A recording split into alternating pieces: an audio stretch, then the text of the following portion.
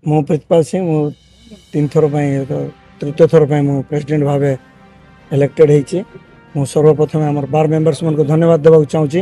ତାଙ୍କେ ମୋ ପ୍ରତି ଏତେ ଆଶା ରଖିକି ମୋତେ ମୌକା ଦେଇଛନ୍ତି।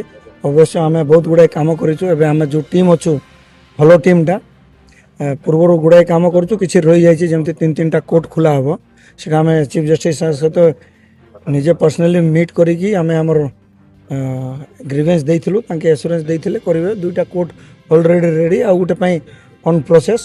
ବାର୍ ବେଞ୍ଚର କେମିତି ଭଲ ରିଲେସନ୍ ରହିବ ଆଉ କେମିତି ଆମେ ମିଶିକି କାମ କରିବ ସେଇଟା ଆମର ମେନ୍ ଫୋକସ୍। ଆମେ ଆମ ଜିଲ୍ଲା ପ୍ରଶାସନକୁ ଧନ୍ୟବାଦ ଦେବାକୁ ଚାହୁଁଛୁ। ଆମେ ଯେଉଁ ଲେଖିକି ଦେଇଥିଲୁ ଟ୍ରାଫିକ୍ ପୋଷ୍ଟ ପାଇଁ, ଗୋଟେ ବସ୍ଷ୍ଟାଣ୍ଡ ତଳେ ଯେଉଁ ଆମର ସୁକମା ଛକ ଏବଂ ଏଇଟା ଆମର କୋର୍ଟ ଛକ ପାଖେ ଯେଉଁ ଟିପର ଗୁଡ଼ାକ ଯାଉଛି, ଯେଉଁ ସ୍ପିଡ଼ରେ ଲୋକଙ୍କୁ ଅସୁବିଧା ହେଉଥିଲା, ତାଙ୍କ ଅଲରେଡ଼ି ପୋଷ୍ଟ ଲଗାଇ ଦେଇଛନ୍ତି।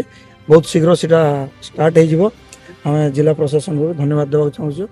ଆଉ ଆମର ଓକିଲ ସଂଘକୁ ପୁଣି ଥରେ ମୁଁ ଧନ୍ୟବାଦ ଦେବାକୁ ଚାହୁଁଛି ଆମ ପୁରା ଆସୋସିଏସନ୍ ତରଫରୁ। ମୋ ଓକିଲ ସଂଘର ବର୍ତ୍ତମାନର ସମ୍ପାଦକ, ବର୍ତ୍ତମାନ ଆଜି ଯେଉଁ ଓଏଥ୍ ଟେକି ନେଲୁ ଆମେ ସମ୍ପାଦକ ଭାବେ ମୁଁ ନିର୍ବାଚିତ ହୋଇଛି।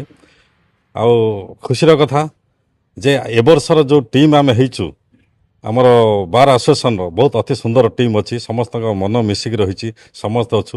ଆଉ ଆପଣମାନେ ଜାଣିଥିବେ ଓକିଲ ସଂଘ ଗୋଟେ ଏମିତି ସଂଘ, ବୁଦ୍ଧିଜୀବୀ ଗୋଟିଏ ସଂଘ ଅଛି ମାଲକାନଗିରି ଜିଲ୍ଲାରେ। ଏ ସଂଘ ସଦାସର୍ବଦା ଜନସାଧାରଣ, ଗଣମାଧ୍ୟମ, ପବ୍ଲିକ୍ ଏଣ୍ଟାର ସମସ୍ତଙ୍କ ପାଇଁ ଆମେ କାର୍ଯ୍ୟରତ ରହିଛୁ। ଯାହାର ସୁବିଧା ଅସୁବିଧା ଯେକୌଣସି ପ୍ରୋବ୍ଲେମ୍ ହେଲେ ମଧ୍ୟ ଓକିଲ ସଂଘ ଆପଣମାନଙ୍କ ପାଖରେ ଠିଆ ହେବ, ଆପଣମାନଙ୍କୁ ସମର୍ଥନ ଦେବ। ସେ ପ୍ରତିଶ୍ରୁତି ଆମେ ଓକିଲ ସଂଘ ତରଫରୁ ଦେଉଛୁ। ଆଉ ତା ସହିତ ଆମର ଯେଉଁ ଓକିଲ ସଂଘରେ ଜୁନିୟର ଓକିଲ ଭାଇମାନେ ଅଛନ୍ତି, ସେମାନଙ୍କର କେମିତି ପେଟପାଟଣା ହେବ ସେ ବ୍ୟବସ୍ଥା ମଧ୍ୟ ଆମେ କରିବୁ। ବାର୍ ବେଞ୍ଚର ରିଲେସନ୍ ରଖିବୁ।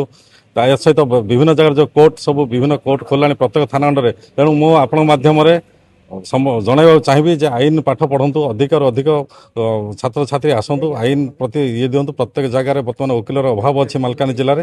ତେଣୁ ଓକିଲାତି ପାଠ ପଢ଼ି ଓକିଲାତି ପେଶା କଲେ ମଧ୍ୟ କୌଣସି ଅସୁବିଧା ଅଭାବ ରହିବ ନାହିଁ। ମୁଁ ଏତିକି କହିବି।